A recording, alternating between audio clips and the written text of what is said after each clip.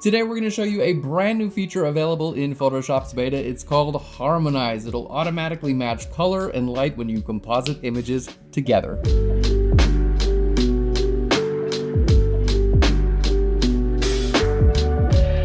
Hello and welcome to Phlearn. My name is Aaron Nason. Today we're showing you a brand new feature. Now, as of now, this is only available in Photoshop's beta, so be sure you download the beta if you haven't already done so. Now, this is a Harmonize AI tool, which will automatically match color and lighting from two different images you put together. It's super easy to use. Anytime you have a layer mask on a layer, you can click on the Harmonize button and it'll make those images look like they were photographed together. Now, it's a brand new tool. It doesn't work perfectly in every situation, so today we're going to show you a bunch of different examples. I'm going to give you my honest feedback, and I do want to mention before we get started, it's an AI tool. It does use generative credits, so keep that in mind. Every time you hit Harmonize, it will use your generative credit. So with all that out of the way, let's go ahead and jump into Photoshop beta and show you how to bring multiple images together. So we're starting off with our guy sitting on a camper van. Now, the first thing I want to bring in is a tent. So let's go over here to our sample images. We're going to grab this image of a tent and click and drag right here into Photoshop, and then click on that checkbox up at the top.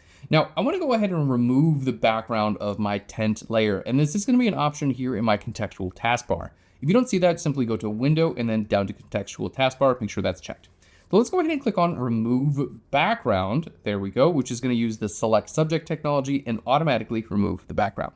You can see it did a really good job, but I want to make sure that the tent is actually in the right place and the right size. So let's go ahead and grab our Move tool right up here on the top left, or you can hit V, and you can just kind of move the tent around to see about where you want it in the image, but you want to make sure it's the right size as well. So you can hit Control or Command T for transform, and up here where it says width and height, W and H, you can click and drag to kind of scale this up and down. There we go. Now, I have a couple suggestions when it comes to this. First, my big suggestion is actually to zoom way out of your image. Just like make your image really, really small. You can see it's really small, and it'll kind of help you see like the overall scale. Like when I do that, the tent looks way too big. So I'm just going to kind of zoom, like make that tent a little bit smaller and put it somewhere around there. There we go. And that just feels a little bit better, you know, and if you put it too low or too high, it's not going to look right as well. So you want to make sure you get the placement of the actual object pretty good.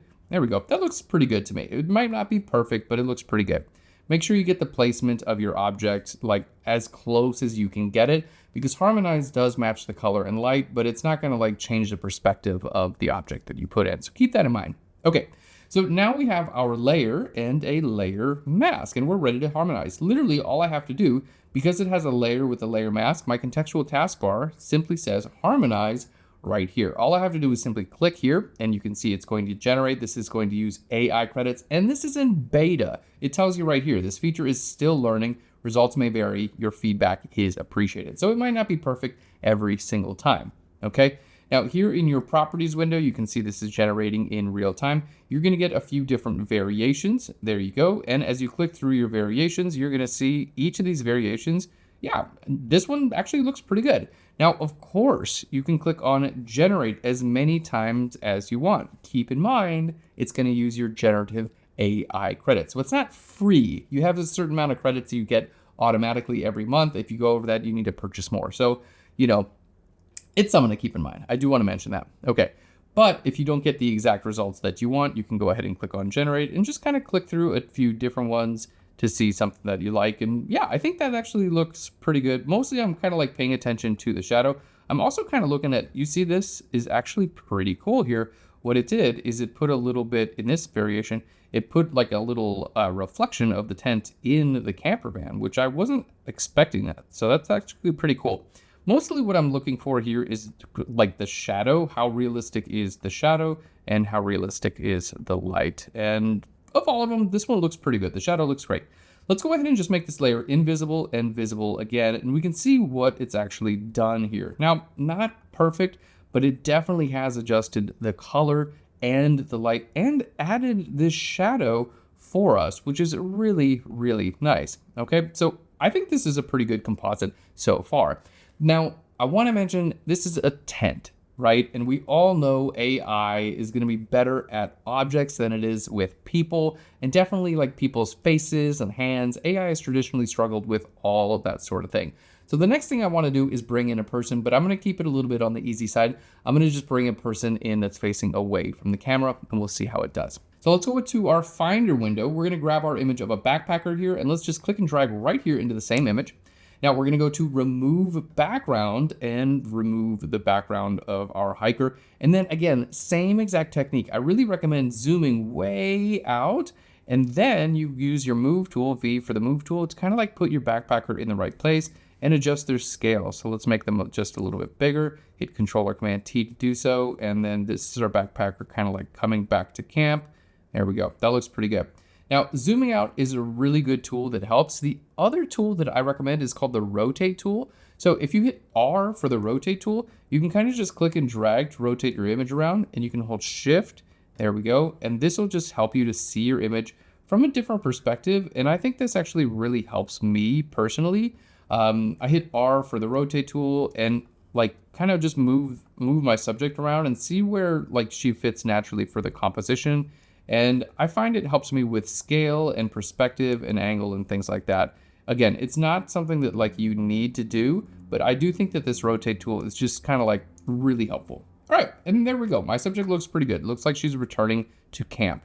So let's go ahead back to our layer, and we're gonna click on Harmonize. Now, keep in mind, she's not facing the camera, right? So this is helping out AI a little bit because we know AI just has a little bit of trouble with faces as of now. All right, let's go ahead and click on Harmonize and see what it does. And again, we're gonna have a few different options. So we are using a person here, but I'm kind of using like an easy-ish example to see how it does. All right, so here we go with Harmonize. And this looks like a nice tent scene here. I wanna go camping with this made-up couple, which is made up with AI.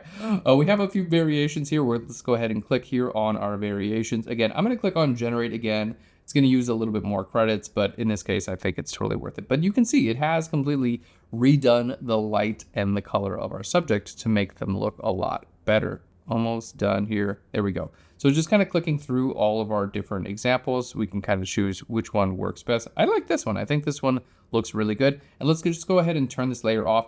The thing I like about this tool is it does keep your original layer intact, and then it gives you a harmonized layer on top of that. So let's make that before and after. That's pretty good. Honestly, like if you were to try to do that manually using your Photoshop tools like curves and levels and things like that, it'd be tough to get a result that good. So honestly, it did a pretty good job. It matched the light, you know, coming from the right-hand side. You can see on that guy there. And yeah, the light and shadow, I'm overall pretty impressed with that. I'm happy with it. Okay, now the next thing I want to do is bring in a new sky, because I'm like, can Harmonize do a sky? So let's go ahead and grab our Finder window. We're gonna grab a sky. We're gonna go ahead and click and drag this in here to this image. Now I'm not gonna click on remove background here, because what I actually wanna do, let's turn this off right quick. I actually wanna just go to my background layer, and I'm gonna go to select, and then I'm gonna go to sky. So I wanna show you that Harmonize can be used no matter how you create a layer mask. We've been using select subject and remove background, but in this case, I just went to select sky. Then I'm gonna go to my actual sky. Let's turn this layer on, and then I'm gonna click on my layer mask icon. Okay, now here I have my sky and my sky mask. I'm gonna uncheck the link between those. So that's gonna allow me to hit Control or Command T, and I can kind of scale this however I want to, and you know, put it right about there and see how this does. Okay, so now I wanna click on this sky, and I wanna click on Harmonize to see how this does. Is it actually gonna help me with sky compositing? Let's go ahead and click on Harmonize and see what we get. And again, this is AI, so I have no idea what it's going to give me. I mean, I practiced this image. I did this before recording this tutorial, but we're going to see what we get. Okay, Harmonize. It's supposed to adjust the light and the shadow. Now, okay, we have a couple interesting results, and you can see this is it's starting to fall short a little bit, okay? You can see Harmonize seems to work well wanting to place an object into a photograph, but it doesn't necessarily know that this is sky. So like it's trying to generate shadows around the sky and like do the lighting and the coloring and everything like that. So you can see that before and after, this really isn't the tool to use for something like sky replacement. I wouldn't recommend it there. It tends to work well for like objects at this point. So I'm gonna go ahead and delete this sky real quick, but I do wanna show you, hey, what if you actually did wanna get this sky in there? Well, I'll show you how to do it. go ahead and just double click right over here on your layer mask. And then we're gonna bring up our layer style over here, okay? And then here where we see blend if, on our current layer, I'm gonna hold Alt or Option and then separate those two sliders out. And this is gonna make my current layer not visible where it's darker. So it's basically just going to, I'm gonna grab this one. It's just gonna make the light areas visible of this layer. And I'm gonna change my layer blend mode from normal down here to screen. And then I can work on my opacity there, something like that. So let's just hit Command Z, there's the before, and here's the after. So that blend if, basically, there we go, fantastic. Basically making it not visible where the current layer is darker. It hid the blue of the original sky. Let's just hit Control or Command Z. So it hid the blue of the original sky and basically just showed up with just the clouds, okay? And now I can kind of move this around however I want. There we go, that looks pretty good. So overall, I think my composite is working pretty well considering what we've brought in. So we've got all of these different objects here that we brought in. So we have our original photograph here. We brought in the tent and then a harmonized version of the tent. You can just make this layer invisible. We have our backpacker and then a harmonized version of our backpacker and then our sky, which didn't work really well with harmonized, but we used blend if to bring it all back together again.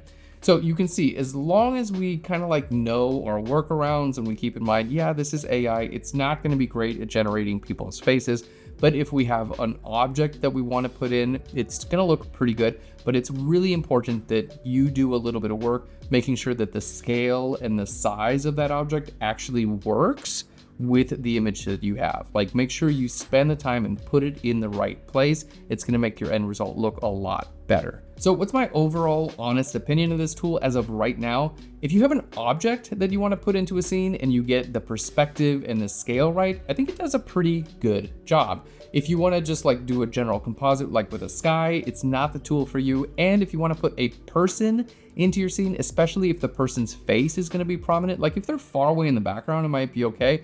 But if their face is prominent, basically it's gonna completely regenerate that person and their face. So you're gonna get an AI generated face rather than the original person's face. And in my experience, the tool just isn't quite there yet for those typical scenarios. So if you just have an object or a person way far in the background, it's gonna be okay. But a person close to the camera, I don't think this is gonna be the tool for you. For that, I would highly recommend using traditional compositing techniques, adjusting light and color manually. So with that being said, I would love to hear your thoughts and experiences with this brand new tool. Again, it's still in beta, it's still being developed, but if you have used it, I'd love to know your results. Let me know in a comment right down below. If you enjoyed this video and you want to get more updates on the brand new features of Photoshop, give us a big thumbs up. Thanks again for watching, and I will Phlearn you later. Bye everyone.